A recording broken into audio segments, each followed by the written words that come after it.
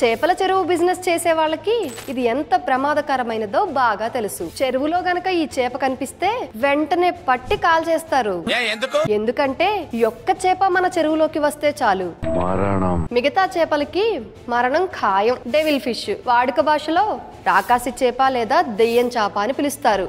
ఇది cat fish జాతికి చెందినది. ఈ దెయ్యం చేపలు అవి ఉన్న చోట వేల కొద్దీ గుడ్లు పెట్టి త్వరగా వ్యాప్తి చెందుతాయి. వేరే జాతి చేపలన్నిటినీ తినేస్తాయి గుడ్లతో సహా. వీటిని ఎవరు అమ్మరు కొనరు కూడా, ఎందుకంటే ఇవి తినే చేపలు కాదు. ఈ దెయ్యం చేప ఎంత డేంజరస్ అంటే ఆక్సిజన్ లేని బురద నీటిలో కూడా బ్రతకగలుగుతుంది. అంతేకాదు వలలో పడిన 24 గంటల పైన కూడా ప్రాణాలతోనే ఉంటుంది. తీసుకెళ్లి మంటల్లో వేసినా కూడా అంత త్వరగా చావదు.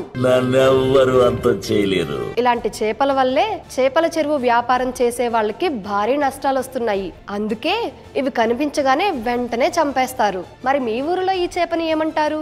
కామెంట్ చేయండి. ఇన్ఫర్మేషన్ నచ్చితే ఒక లైక్ చేయండి, షేర్ చేయండి. ఇలాంటి మరిన్ని అప్డేట్స్ కోసం ఈ ఛానల్ని సబ్స్క్రైబ్ చేసుకోండి.